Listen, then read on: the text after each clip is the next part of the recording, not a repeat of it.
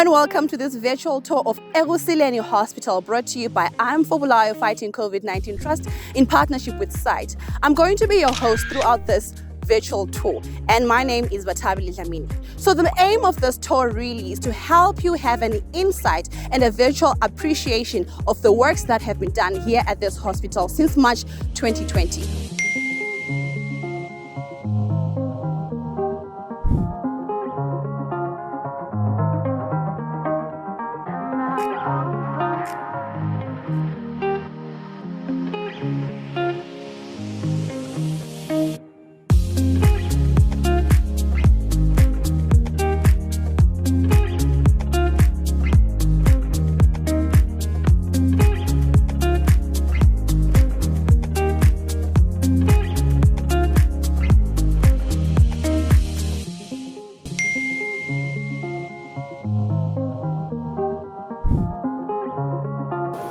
It all came last year, 2020, in the month of March, when then Zimbabwe recorded its first COVID cases. It was then found out in Bulawayo that there was no center that was ready to admit for COVID cases. And Ekusileni identified as one of the centers which has been lying idle for more than 17 years. Although infrastructure-wise, it was almost 90% or so. And different stakeholders saw the need of putting up Ekusileni. These stakeholders include the NASA, which is the owner of the building, offering it to the business or government to say you can use the facility. And government coming in, the NAST, National Institute of Science and Technology, Iam4Byo coming in, which is the major representative of private stakeholders at Bulawayo City Council.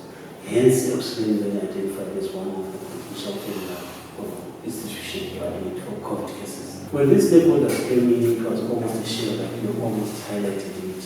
And the building was not almost complete in terms of its plumbing system. The sinks, the scrub area. The institution is fortunate to get 200-bed admission with 5 theaters, with 6 theaters rather, and also has got kitchen, laundry, CSSD facility, although these are merely rooms with no room loading. That was the state of Ekusileni, including the issue of grounds was not yet done. Some of the roads also not worked on. So it was merely a shell which was ready to be finished in terms of innovations as well as room loading. The milestone that had been covered were quite remarkable. It's only that there was a breakdown in terms of funding stream. Initially, resources were put together to finish off renovations, which were among them the sluice room, the sinks, sprucing up the theatre facility, the ambulance washing bay. But the monies in terms of flow, they sort of like went down. Although I do appreciate Iam4Byo came in, they mobilized people to do the kitchen, the laundry, buying equipment as well, and buying a few beds, as well as some bedside equipment like bedside lockers, the footstools, and the drip strips. Of this total capacity, how much bedding have you managed to mobilize and how much is outstanding? We've managed to mobilize the 48 general beds and also 20 type of beds, so the total of 68, if I may say, and a few bedside equipment adding up to a total of 30. The ones that I know of it are the bedside equipment, the bedside lockers, we've got the drip stands, we've got the footstools. These are adding up to a total of 30. So not all the beds have got bedside assortment. So these bedside assortment are not full comprehensive part. We still have some missing. We have the beds like you see, but we still have the bedside assortment. We need a monitor, we need some footstool, we need the cardiac table. We've got some cardiac table that we've put into the other walls. I'll show you, which were donated by Iam4Byo. So this base also, it was there brainstorming and mobilizing resources to donate. We are happy with that, but we need the bedside assortment. You can't just sleep there as if you're at home. We need to monitor you. We need to check your pulse. We need to give you the required medications. We need to see how we are saturating. If possible, we need to intubate you, and also we need that ventilation. Our staff will be working, initially we don't want them to work using this station. We'll put up a station where they will then close themselves and relax a bit rather than being here. So the other issue is all about the extraction. The ducts that are seen outside that has been also being laid is the work in progress, where they want them to have negative pressure extraction to avoid cross infection.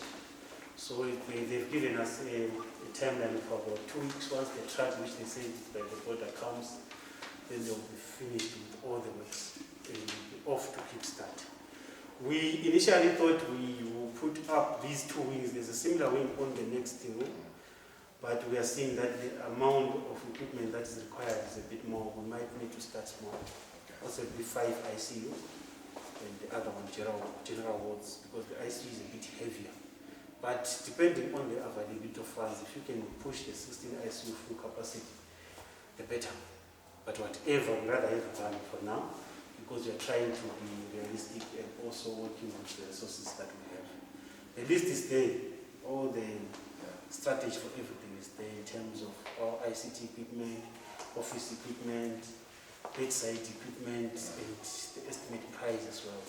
Once we get that, our assistant charge is ready to take care of the... So that capex, the one that we were discussing, was it 125? Yes, 125, 5 ICU and 10 general ward. So it's basically the bedside equipment that you're talking about? Yes, precisely. But if you have that one, so tomorrow... So your ICT then is part of the OPEX that you then indicated? OPEX is for the things that will then... The computer pieces that you... But we have a separate list for ICT equipment. Okay. And the office, because people cannot be standing the whole day, they will need to sit somewhere. They will need also a system of logging in, ordering online, and things come in or whatever the result, they'll see them online. But we are not saying that full-blown thing, but we are saying whatever will be there for us to just start admitting. Whatever, then we start to exponentially increase whatever we have up to the full capacity. The staff, we have staff that we may be able to manage those 15 total. Yeah, tentatively there, we just need to add a few cutters. And off we are fine. So what is outstanding? What is missing to get this hospital opened and running? It's a quite good question, very complex in the sense that is what is outstanding. It's quite a number of things outstanding, but I'll cover first what we've covered so far. Okay. Ekusileni being a product bed capacity trust, fortunate to have already existing piping system for oxygen. So Iam4Byo mobilized a 10,000 liter tank for putting up oxygen. We managed to service the oxygen ports and the vacuum ports. We managed to put the signage as we are in the middle, putting signage, because the walls are a bit clustered. We also needed mechanical ventilation for us to have an input on the mechanical airline flow. We also managed to put up some workstations, some fire detection system, which was not there initially. So we've covered all these areas, although we still have a gap that we need also to cover, including the Bathabile, something problem, the kitchen room, the freezers, the cold rooms, and as well as some kitchen utensils as well. We still need that. We also, I'll start off with what is required where the patient is being admitted.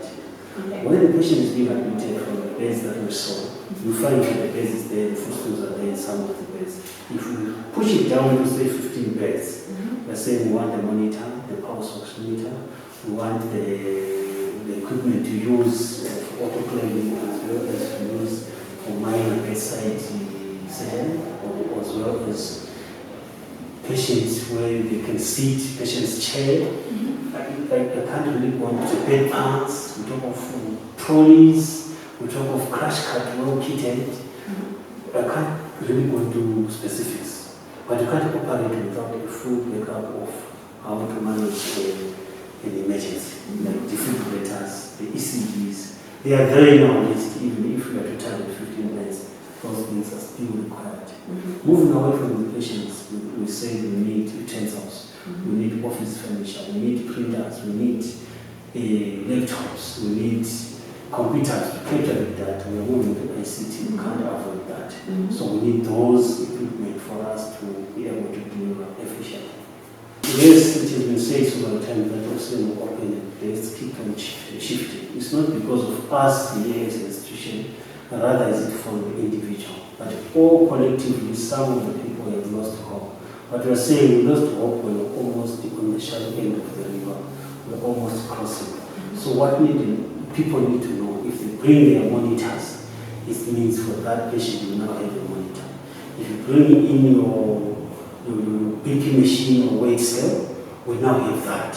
So those are the things that we just need, bedside equipment, so that we're taking our first patients. We are not very far because infrastructure-wise we're almost there.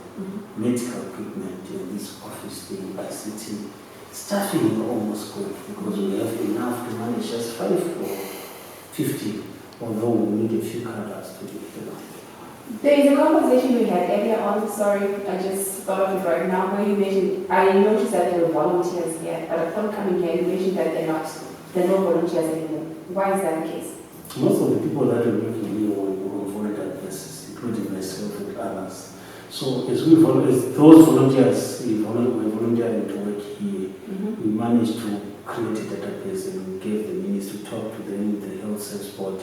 They agreed to consider them for interviews. Unfortunately, most of them got employed who were still here. We had almost about 15 to 20 who were still here. Some of them, we sent them to people that were employed as well. Okay. And just putting into the database because of the zeal that they had to work with us and they felt they can't continue working with people, confirmed us. Yes, it was a benefit in discuss as they came to have that will to make Ekusileni operation.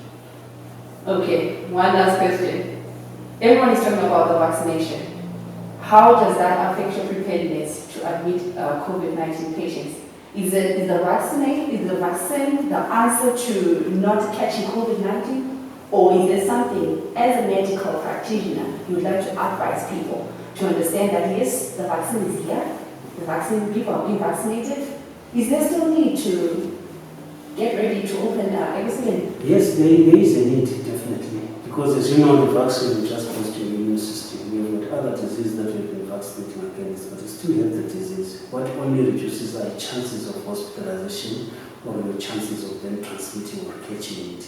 But you still get the disease. But we only that we have got antibody to attack the disease. You've got soldiers to attack it early. So if it is in minor titers, you can actually get rid of it because you create memory cells against the vaccine.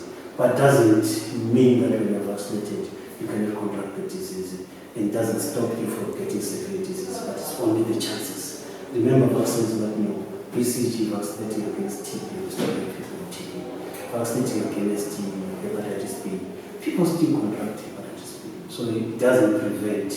It's not like 1 or 0 issues either there or now, but it's only the chances. So there's still a need to prepare. And remember, if then a new variant comes, it may not be 100% or 90% as it may be right now. It may then the current vaccine be of less efficiency with that new strain. So we still need to get ready. We'd rather get ready now when we have got our cases that have come. Well said, Doctor. Thank you so much. Okay, no, that's fine. Thank you very much.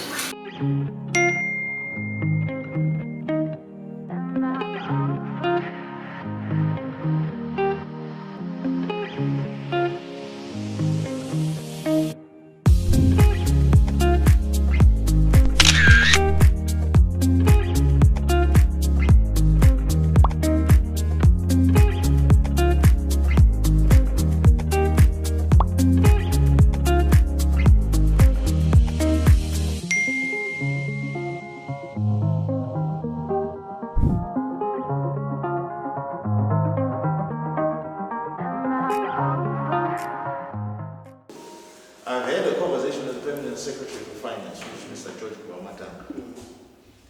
I'm trying to get him here to come and see. He's very committed.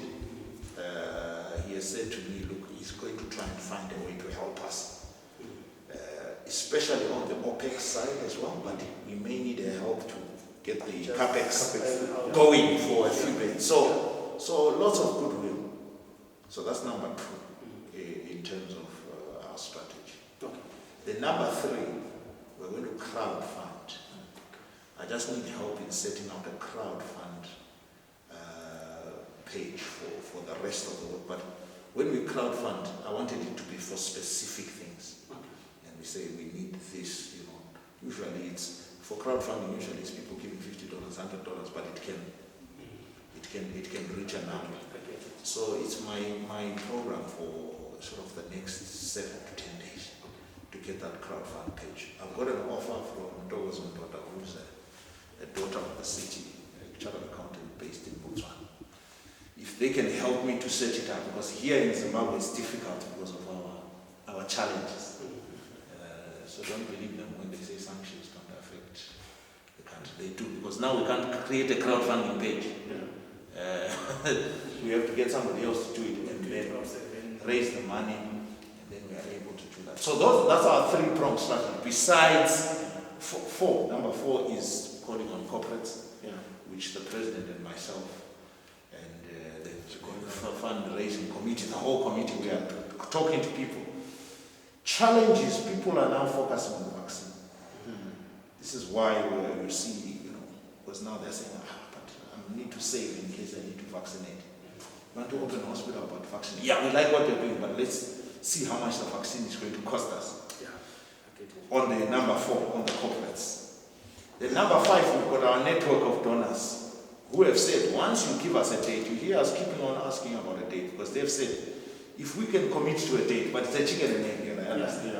They've said, if we can commit to a date, or once we open, more will come. So those are our strategies from our side, just to update you on what's happening. We're still very engaged, we're committed, we're grateful for the work that you're doing here, and we're going to continue fighting to see the pieces that are missing, at least to get us to a functional stage. I think with this 5-pronged strategy, something is going to come that will allow us to move forward. With great pleasure. Yeah, but like I say, you know, number 1, Dr. Chavira here has been telling us, but there's this that he's working on, and the guys there, they just need the specification for some of the things. It's not everything, but for some of the things, then you will see a batch coming through. He's also been the person who helped us get the beds here, by the way, from South Africa, which is a big contribution for us, because those things came through his Shepco, is his business. So very big, reputable company, and we thank you very much, Mr. President. He's the president he's my president. In industry. Okay. More president, more P. Yeah, with us. Not qualified, please. When the others, the big P are not there, we give you a capital. So we work very much together. And as you know, the history of Iam4Byo is that it was under CZI. That's the origins of it. And then we decided to invite others to join us. But it was really, we were just looking as business people, how we can assist the city. And so he's very much a core of what you see here. Without his blessing, this, I can tell you, Iam4Byo wouldn't exist.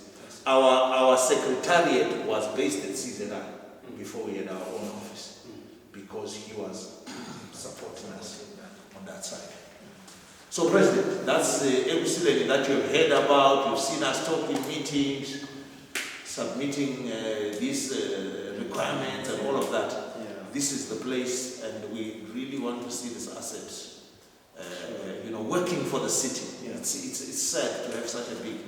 But I want to commend Mrs. Viewer and Dr. Dwe here and the Chief Matron here for all the work that you are doing with your colleagues. And I'm hoping one of these days, post-COVID, we can have a big party when this place is open and helping people. That party, there's no fundraising. I am going to pay it.